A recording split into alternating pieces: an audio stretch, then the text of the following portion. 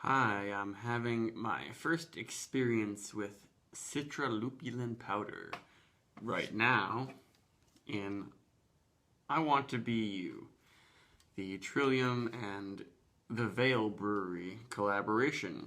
The first beer I've ever had that was influenced, collabed, or anything by the Vale Brewing, who are known for their quote unquote zero IBU beers where they don't use any boiling hops.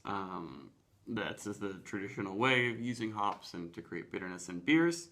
But this one was brewed by Trillium, basically with the Vale's techniques, and it uses the citralupulin powder, which there are some popular beers just released by the New York brewery, other half that uses citralupulin powder.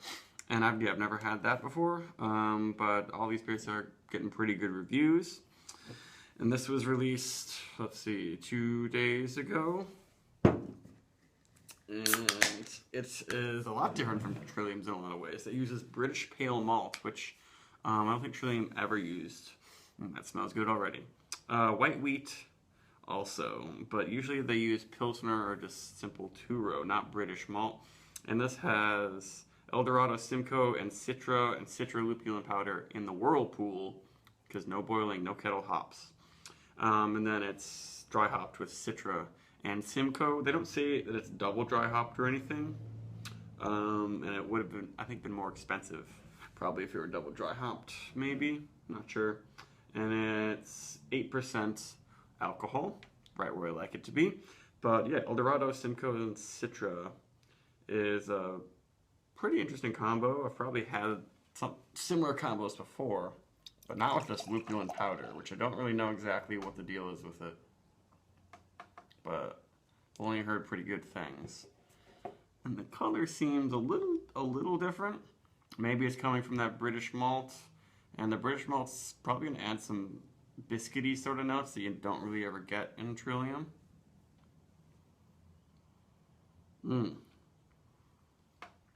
Yeah, it's a pretty big aroma. And it's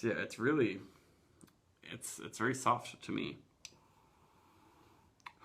Yeah, just lots and lots of different tropical fruits. A little bit of hard candy.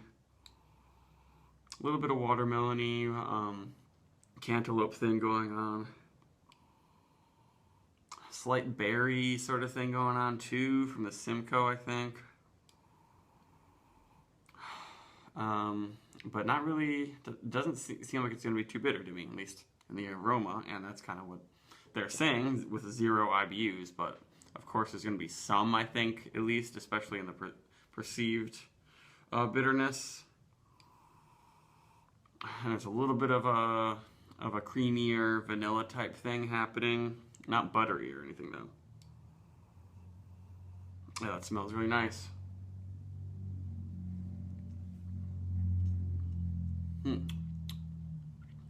Not much of a mouthfeel there, and a little bitterness,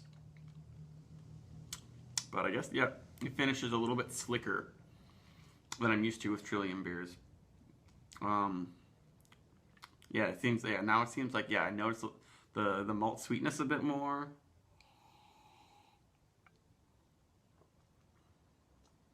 But it doesn't really have so much other of an effect. It doesn't seem like it's a it's like it's a big sweet English barley wine type thing. It still very much seems like an IPA.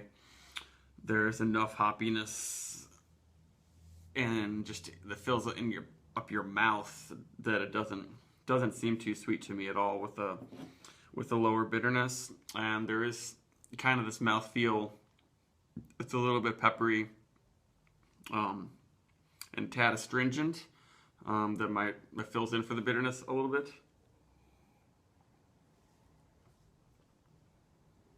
But it's not very fluffy. It's an interesting mouthfeel. It's not quite oily, and it gives you a little bit of a drying sensation from a sort of chalkiness, but then it doesn't linger at all. It kind of just, you realize, oh, there's calories in this. There is, and there's unfermented sugar, definitely.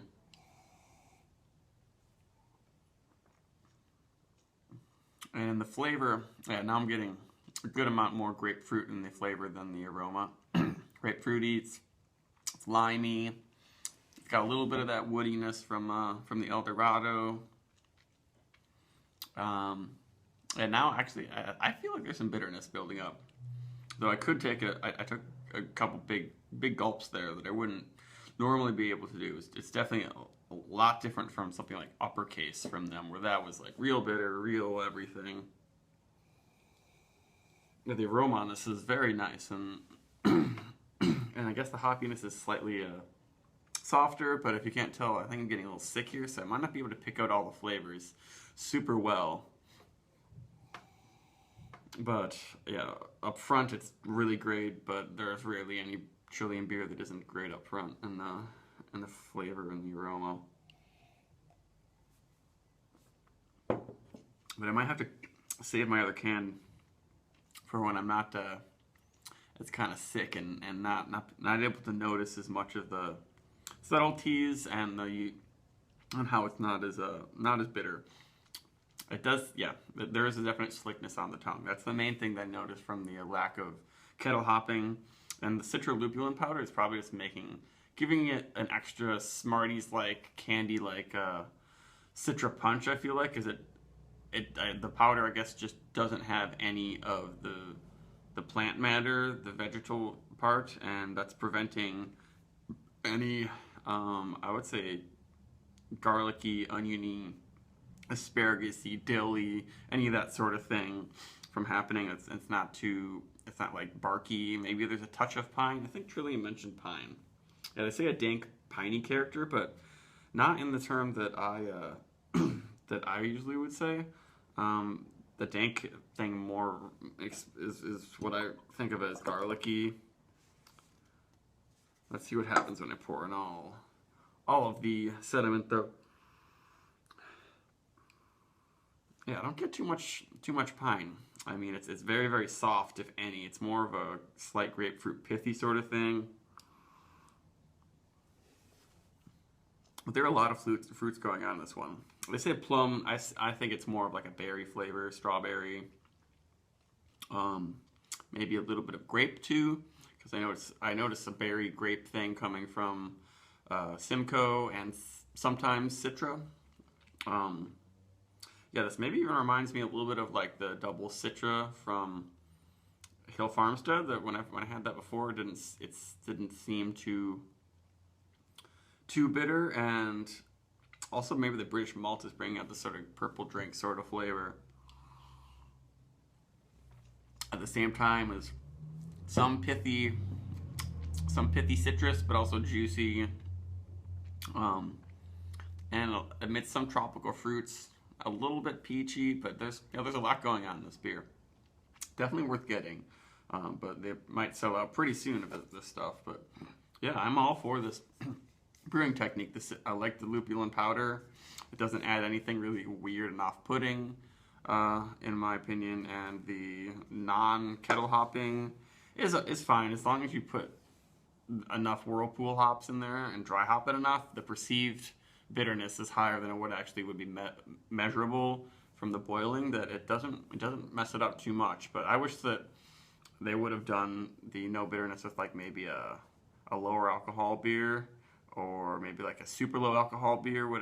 But I guess that's maybe done more often. It's rare that this is done with a double IPA, because I know like Night Shift's Whirlpool, it's called Whirlpool because they only throw them in the Whirlpool. But yeah, this is a pretty well done collaboration from Trillium. So 88 or something, I don't know.